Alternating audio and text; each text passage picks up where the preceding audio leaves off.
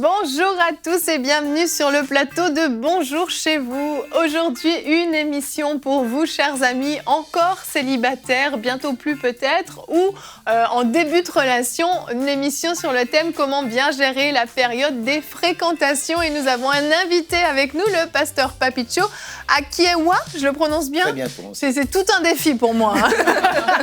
C'est très bien. Ma mâchoire fait des trucs bizarres. Pourtant, c'est facile. Oui, c'est vrai. Pasteur Papicho, vous êtes pasteur à l'église évangélique Parole du Salut en région parisienne, église dirigée par le pasteur Noëlla Lumande. Oui. Et non seulement pasteur, mais aussi bien impliqué au niveau de la jeunesse, c'est Oui, ça? oui. Tu gères la jeunesse. Oui, c'est ça, je m'occupe des jeunes à l'église.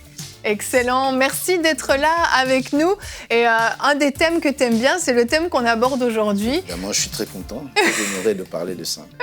Tu as fait dans ton église un jour une série sur les 20 erreurs à éviter avant de se marier. Oui, je parle souvent de ça. On va avoir un tout petit extrait aujourd'hui dans la rubrique famille parce que tu vas donner justement des petits conseils, des choses à éviter avant de se marier, c'est ça? Amen. Oui. Excellent. Donc on va parler fréquentation et demain on va parler début de mariage. Donc si vous êtes jeune marié, ne vous dites pas « Oh non, ça ne m'intéresse pas ». Déjà, ce qui est dit peut vous intéresser aujourd'hui, mais demain, vous ne serez pas en reste, on va parler aux jeunes mariés. Donc on va commencer cette émission avec toi Nadine dans la pensée du jour.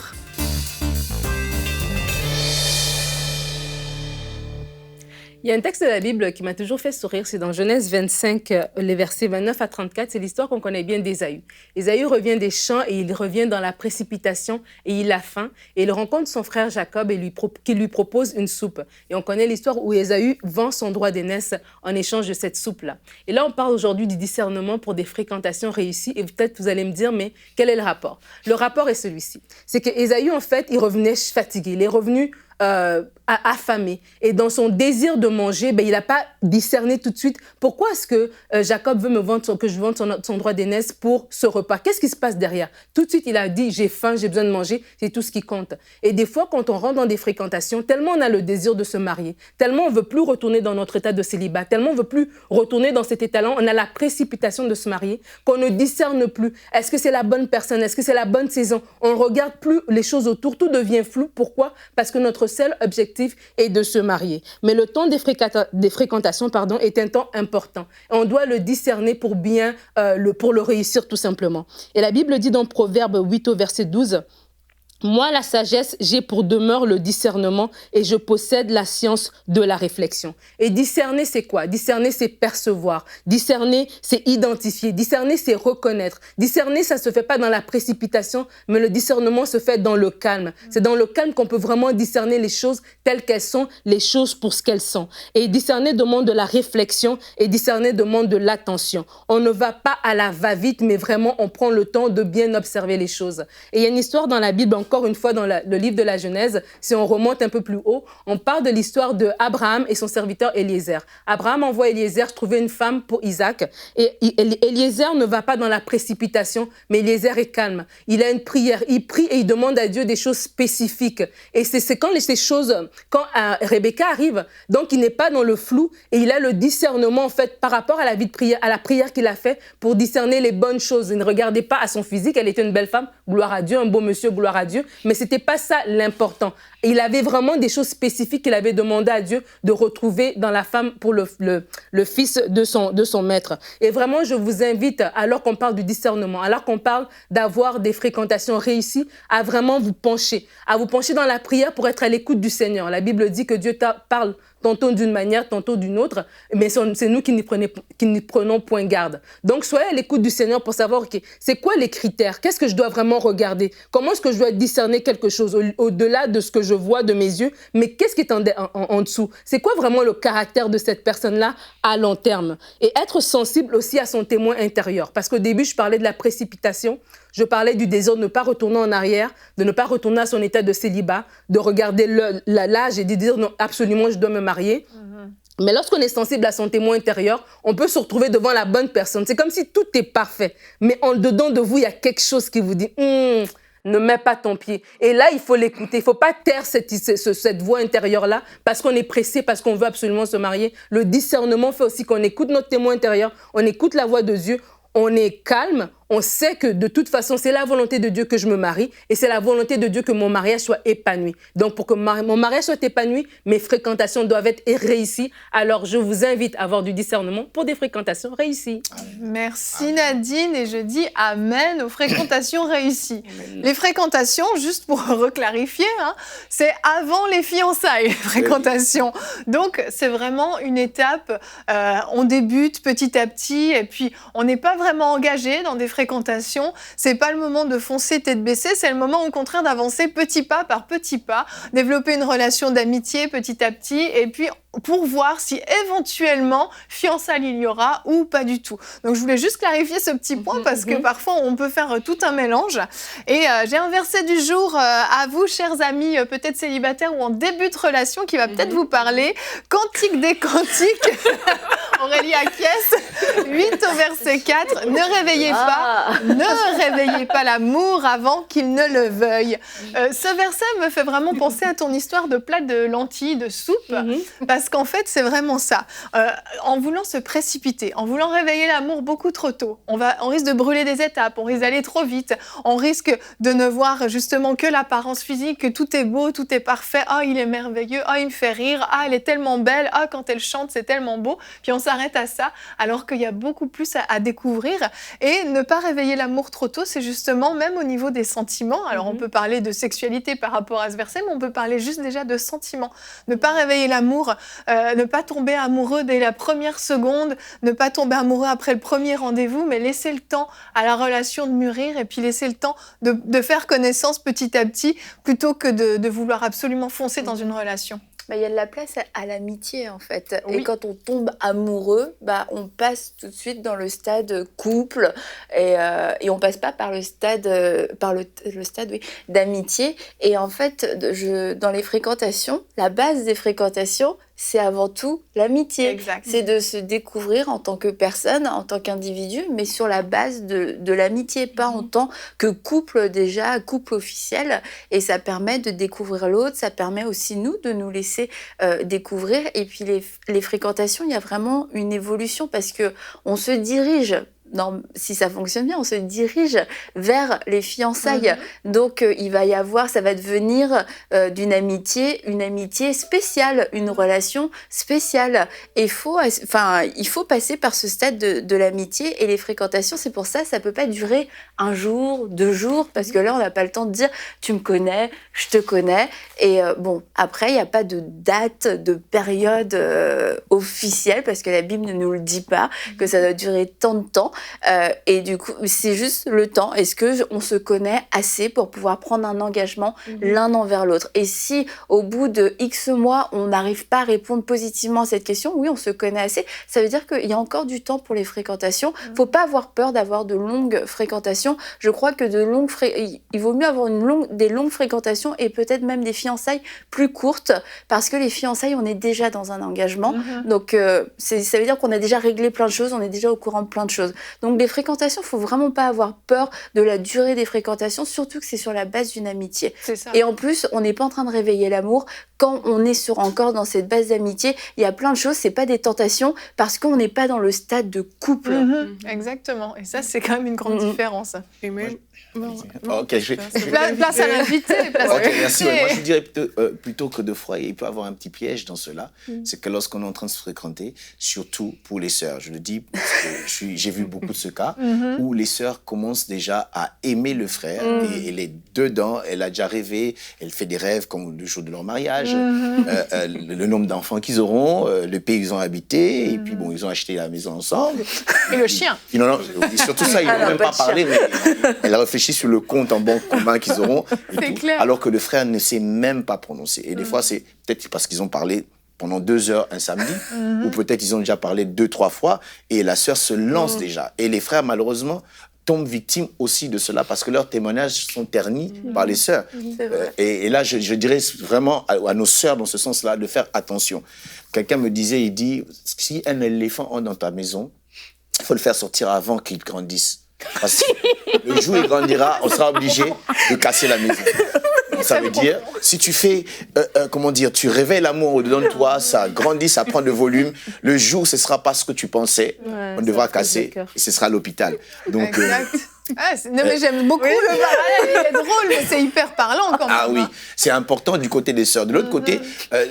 si le frère dit à la sœur, laisse-moi sortir l'éléphant, je sais pas. Ah ben c'est ça.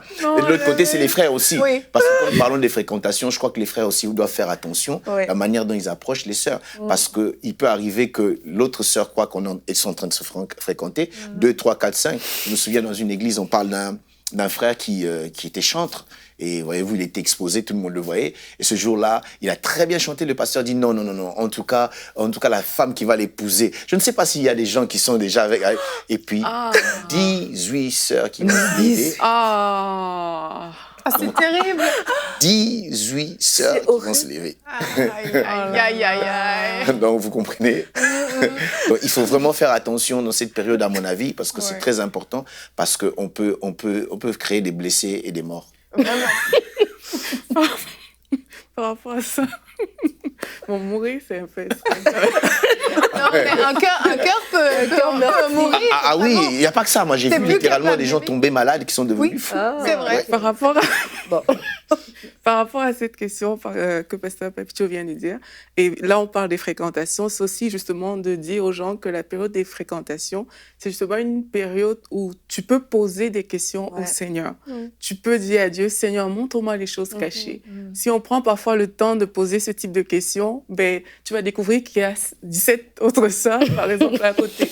Parce que le Seigneur va te les montrer et là, ton cœur ne sera pas exposé là où il ne devrait pas être. Tout à fait. Donc vraiment, se fréquenter, c'est aussi prendre le temps, lorsque on est avec quelqu'un, de poser des bonnes questions, pas seulement à la personne, mais aussi à Dieu. Parce que Dieu saura montrer des choses que, visuellement, nous, on ne saura pas voir, quand bien même la personne en face aurait le meilleur caractère possible. Le genre de questions, c'est lui ou je dois en attendre un autre. Ça va éviter aux sœurs de se lancer déjà dans les pensées.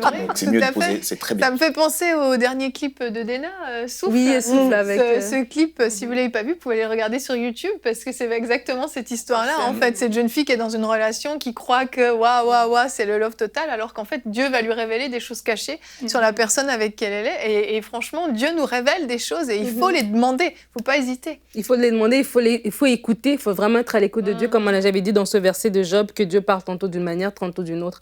Et les fréquentations, Annabelle a dit, c'est pas le mariage, c'est pas figé. Et des fois, dans la précipitation, comme Ésaü, voilà, on a cette attitude de précipitation qui fait qu'on ferme les yeux. Dieu nous parle peut-être par quelqu'un. Des fois, c'est pas dire qu'on ouvre la porte et tout le monde a le droit de parler sur notre couple. Mais franchement, si 17 sœurs te rapportent que non, le frère, c'est leur 18. Ben, toi, t'es la 18e, tu vois. Les 17 te rapportent, te dis pas non, vous vous mêlez de ce qui vous regarde pas. Écoute, et l'oreille ouverte, en fait. Parce que là, c'est que tu n'étais pas encore engagé, ton cœur n'est pas encore lié. Donc, sois vraiment réceptif. Et réceptif aussi, Dieu nous parle aussi par rapport à la personne, parce que si les fréquentations sont bien réussies, c'est qu'elles mènent au mariage. Ouais. Et vraiment, il y a des choses aussi qu'on a déjà vues dans les fréquentations. Des fois, tu vas voir dans des couples, il y a des problèmes de violence, mais la première claque, elle a reçu dans les fréquentations, mais tu n'as rien fait, tu n'as pas réagi, tu n'as pas parlé à la personne, tu l'as laissé faire, et bien après, c'est des problèmes qui vous suivent dans le couple. Donc des fois, ne pas être tellement dans la précipitation du mariage, qu'on voit des choses, on ne sait pas les redresser, on ne sait pas corriger le tir. Il y a des choses qui sont gérables, qui sont corrigeables, mais il faut le faire dès le départ. Et c'est quand Dieu nous les révèle qu'il faut agir tout de suite, en fait. Oui, Annabelle qui lève la main. Comme une gentille petite élève. Parce que je sais que j'ai pas beaucoup de temps. Aurélie, elle a dit on peut poser des questions à Dieu. Et je crois aussi que quand on estime qu'on est dans un temps de fréquentation et qu'on est dans une relation spéciale et normalement exclusive à ce moment-là, mais que rien n'a été dit, rien n'a été vraiment communiqué, bah, je sais que c'est gênant, la gênance, comme diraient les jeunes. Mais je crois que quand ça fait un moment et puis qu'on commence à avoir des sentiments, mieux vaut être gêné quelques minutes et demander, poser la question, est-ce qu'on va quelque part ensemble, et c'est plutôt que de découvrir que en fait l'autre personne, elle est vraiment dans une démarche d'amitié, elle a jamais eu de projet d'avenir avec toi, parce que dans tous les cas tu vas être blessé par la suite. Donc mieux vaut passer par ce petit moment un petit peu embarrassant, mais quand ça fait 10 mois qu'on s'appelle tous les soirs, qu'on va boire des cafés, etc., c'est pas bizarre en fait de poser la question. Et il faut oser, je crois. Oui, exactement. Soyez clairs, dites vos intentions clairement, parce que sinon il va y avoir des malentendus. Oui. On va voir maintenant les grandes erreurs à éviter avant de se marier dans la rubrique famille. Donc, Pasteur Papicho, on va voir avec toi, comme je le disais, c'est un petit extrait d'un de tes messages que ceux qui veulent aller plus loin peuvent aller l'écouter d'ailleurs sur YouTube. C'est les 20 grandes erreurs que les filles commettent avant le mariage et les 10 que les garçons commettent. On va pas rebondir là-dessus, mais comme tu es en minorité, on ne s'exprimera pas. Ok, c'est bien. Mais on va te laisser commencer ta rubrique. Donc, il faut dire que c'est très important de pouvoir connaître certaines histoires. Si nous lisons dans la parole de Dieu, dans le livre de Proverbes 4, verset 7, nous allons lire, la Bible dit « Voici le commencement de la sagesse, acquiert la sagesse, et avec tout ce que tu possèdes, acquiert l'intelligence. » Alors ici, on est en train de nous exhorter, de nous montrer la valeur de la sagesse dont nous avons besoin de la vie. Et je crois que dans les relations, il est très important de pouvoir les aborder sagement. Et tout à l'heure, dans la pensée du jour, on nous a parlé de la réflexion. Donc, la sagesse, c'est dans la réflexion, en fait. Quand nous réfléchissons, c'est alors que nous aurons, la sagesse qui nous permet à pouvoir bien nous engager dans une relation. Sinon, ce sera le désastre. Nous voyons des gens en train de pleurer aujourd'hui, tout simplement parce qu'ils n'ont pas compris certaines choses. Et il y a vraiment des choses à éviter. Alors, je vais essayer d'en partager quelques-unes.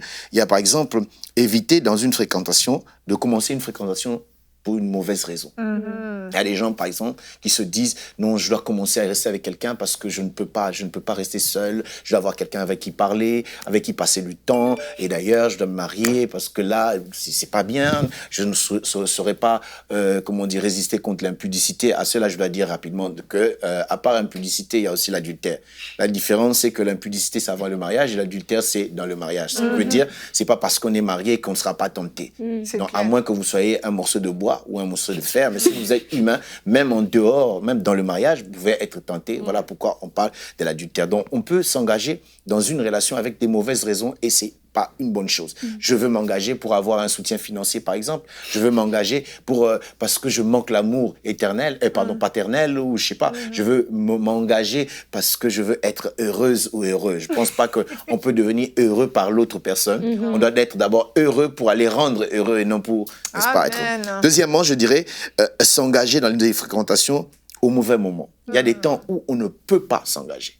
Et il est bien de se connaître très, très bien. Il y a des gens, par exemple, qui sortent d'une relation, qui ont été blessés dans une relation, et c'est 2 jours après, vous entendez qu'il est avec ou elle est avec, et vous voyez ça sur Facebook, sur Instagram, pour attaquer l'autre. En réalité, vous le faites au mauvais moment parce que vous n'êtes pas guéri. Vous le faites en quelque sorte aussi pour une mauvaise raison, pour déranger l'autre, pour lui montrer que bon, ça me fait rien et tout et tout. Et quand surtout dedans, et surtout si vous commettez l'erreur d'aller jusqu'au mariage, c'est en ce moment-là que vous allez voir l'erreur était vraiment avec E majuscule. Non, il est important. Il y a des temps où il faut attendre. Il faut pas aller au mauvais moment. Ça veut dire quand on est encore un enfant. La Bible dit, c'est pourquoi l'homme quittera son père et sa mère, s'attachera à sa femme. On ne dit pas le garçon, on ne dit pas l'enfant. Donc, il faut avoir une certaine maturité pour pouvoir s'engager. Malheureusement, la maturité, nous ne pouvons pas la mesurer par rapport à l'âge et dire qu'à 25 ans, tout le monde est mature, à 22 ans, tout le monde est mature. Il y a des gens qui ont 19 ans, qui sont plus matures que ceux qui ont 30 ans. C'est vrai. Donc, il ne faudrait pas s'engager au mauvais moment. Et troisièmement, je dirais, il ne faut pas non plus brûler les étapes. Ah oui. J'ai l'habitude de dire, celui qui brûle les étapes se brûlera par étapes. Ah oui. Donc, il ne faut pas aller trop... Il faut respecter toutes choses. Tout à l'heure, nous parlions des fréquentations, la manière dont les choses doivent commencer, comment on est en train de se respecter, comment est-ce qu'on parle. Il y a des gens qui, aujourd'hui, les sœurs, vous allez m'excuser, je suis le seul homme, alors j'attaque les sœurs. Les sœurs que j'appelle j'étais oui. J'étais oui, ça veut dire que je t'aime, je pense... Il a même pas fini sa phrase déjà, oui. Ah oui. Donc, qui brûle les étapes et qui, on se retrouve, parce qu'on a parlé de 3 jours, on se retrouve déjà dans une même maison. Il rentre, il vient à la maison, il dit, bon, je sais pas, j'ai peur de rentrer à la maison, je reste, et puis il pleut. Bon, il a une voiture. Hein. Est-ce que je peux pas passer la nuit chez toi? Toi aussi, tu dis, non, il n'y a pas de problème, tu seras au salon et puis à la chambre. Mais le matin, on comprend pas comment est-ce qu'on peut retrouver vous deux dans la chambre. Donc, parce qu'il avait fait un cauchemar. Hein. C'est ça le problème, parce qu'on est en train... On rigole, mais c'est pas drôle. Oui.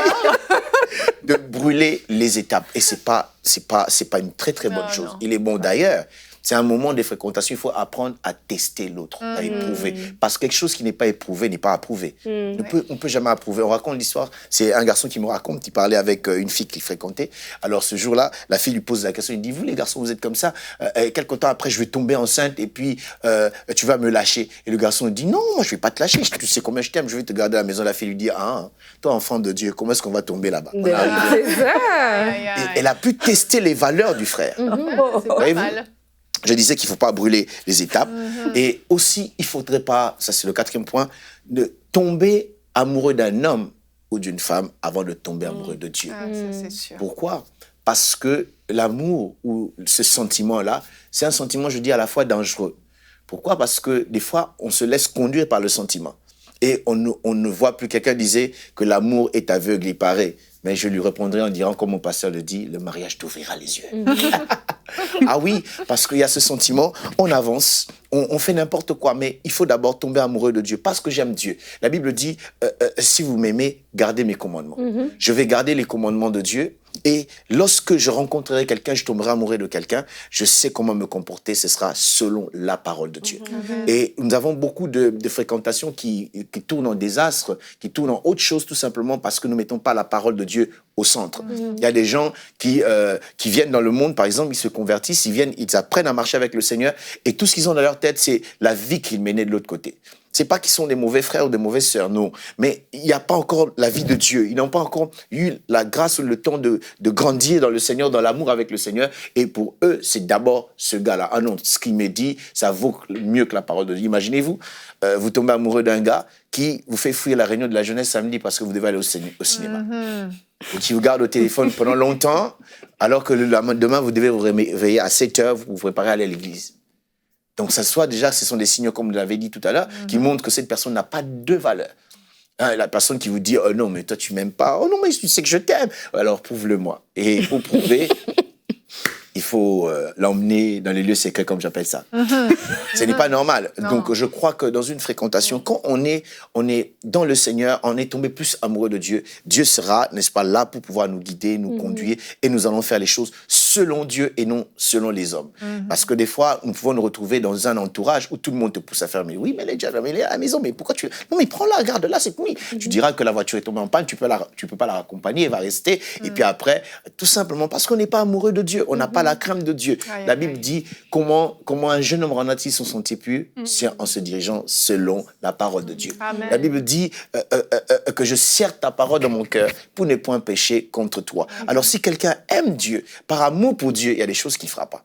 Par amour pour Dieu, il y a des endroits qu'il n'ira pas. Il y a des filles comme ça, à peine elle est en train de sortir avec quelqu'un, puisqu'elle n'est pas amoureuse de la parole de Dieu, elle n'a pas la crainte de Dieu, le gars lui propose tout parce qu'il a l'argent, parce qu'il est beau. Les filles d'aujourd'hui cherchent les hommes qui ont 6-pack, comment on les appelle en français, les tablettes de chocolat. Je leur dis directement, moi aussi j'en avais, mais aujourd'hui j'ai plus. Donc pour dire que ça disparaît. Ça fait le soleil. Ça fait le soleil. À cause de ça, on a comment je vais dire, des valeurs de notre choix qui ne tiennent pas en fait et qui ne concordent pas avec la parole de Dieu. Ouais. Et cela va emmener beaucoup de désastres. Et je vais ajouter, parce que quand on n'est pas amoureux de Dieu, on peut faire n'importe quoi parce qu'on le demande. Actuellement, avec les réseaux, les téléphones avec caméra, ils te demandent ou elles te demandent, est-ce que tu peux pas m'envoyer une de tes photos en tenue de Ève et Adam? Et toi, tu dis non, il n'y a pas de problème, et tu envoies. Et c'est pas normal. Déjà, c'est un signe qui montre, si cette personne te demande ces choses pareilles, ça veut dire que c'est une personne qui a le goût pour la pornographie. Et ce ne sera pas seulement de la nudité qu'il verra, il verra aussi d'autres nudités. Donc, on ne peut pas se dire en tant qu'enfant, même par respect pour soi-même, je ne peux pas faire ça. Pourquoi? Tu veux voir quelque chose? Attends, parce qu'il y a d'autres sœurs, excusez-moi mes sœurs, elles sont tellement, je dirais pas faibles, mais c'est ce que je dis en quelque sorte, quoi. À peine les frères s'intéressent à toi, tu te dis, I give myself away. So that you can use me. Je m'abandonne à toi. Et là, on va t'utiliser et on t'utilisera sérieusement. C'est clair. Il ne faudrait pas se permettre des choses pareilles. Il faut apprendre à faire les choses selon Dieu. J'aurais bien voulu que ce soit le premier point. Tomber d'abord amoureux de Dieu. Si on aime Dieu, on ne fera pas les choses pour les mauvaises raisons. On ne fera pas les choses au mauvais moment et on ne brûlera pas les étapes. Pour qu'il puisse te toucher ou que tu puisses la toucher, il faut, n'est-ce pas, entrer par la porte qu'on appelle le mariage. Amen. Dans ce jour-là, tu as le droit de chanter tel que je suis, sans rien en moi. Sinon... là, tu as le droit de chanter. On ne peut plus entendre ce chant. Et là, là, même Dieu est en train d'acclamer et Dieu est content parce que vous l'avez honoré. Souvenez-vous, la Bible dit que Dieu honore ceux qui l'honorent et il méprise ceux qui le méprisent. Donc, en tant qu'enfant de Dieu, si nous tombons amoureux de Dieu, nous allons marcher d'une manière à plaire à Dieu et la gloire reviendra à Dieu. J'ai vu des gens qui étaient spirituels, qui aimaient Dieu, qui craignaient Dieu, mais dès qu'ils sont entrés dans une fréquentation, c'est fini. Et même leur destinée est, je dirais, compliquée et embrouillée et ils ne savent plus avancer. Ils vivent dans le désordre. Et c'est pas une bonne chose. Et quand on commence mal ce moment, on terminera mal ce moment. Et je prie Dieu qu'il puisse nous aider, n'est-ce pas, à faire les choses selon lui et avec lui. Et c'est alors que nous aurons du succès, on va réussir dans notre relation et nous allons honorer Dieu. Et tout le monde peut trouver un exemple en nous. Et surtout, n'oublions pas, nous qui nous marions avant, nous sommes des exemples pour les autres. Et si nous le faisons de la bonne manière, les autres seront bénis. Que Dieu nous bénisse. Amen, amen. Pasteur Papicho, j'ai pas dit en début d'émission et tu m'avais dit, il faut le dire, que tu es gravement marié. Je souligne toutes les lettres en majuscules. Gravement marié à Laurine Akiewa. Et avec elle, nous avons 2 enfants, Yvonne et puis Cairo. Yes, et il faut le dire parce que tu parles d'expérience, tu l'as vécu toi-même, tu as connu les fréquentations, tu as connu les fiançailles, tu as connu les débuts de mariage, tu as connu tout ça. Et tu as certainement peut-être fait des petites erreurs et tu as vu d'autres. On en a tous fait. On en a tous fait. Et tu en as connu aussi dans l'église, tu as encadré pas mal de jeunes. Donc, c'est d'expérience que tu parles. Et je le dis parce que peut-être, des fois, les jeunes nous écoutent et puis disent « Ah ouais, mais vous, c'était l'ancienne génération. C'était avant, c'était comme ça. Maintenant, c'est différent. » Mais non, la Bible n'a pas changé. Elle est la même depuis qu'elle a été écrite jusqu'à aujourd'hui. Et les lois de Dieu n'ont pas changé. Donc, on ne va pas changer notre discours non plus. Donc, vraiment, merci beaucoup, Pasteur Papicho, pour cette excellente rubrique famille. On te retrouve jeudi dans l'émission de Bonjour chez vous. Et nous, demain, on continue notre thème. On va passer au mariage après les fiançailles. On saute la période des fiançailles, vous l'aurez compris. On va passer au mariage. Notre thème sera comment bien commencer son mariage. Et Annabelle, tu vas faire une rubrique conseil du coach, conseil pour les nouveaux mariés. Donc, je le dis et je vous le redirai demain, c'est certain. C'est pas juste pour les nouveaux mariés, même si vous êtes mariés depuis longtemps, ces conseils vous sont utiles. Et si vous êtes en fréquentation, c'est d'autant plus utile pour bien commencer votre mariage. Allez, à demain. Bonjour chez vous.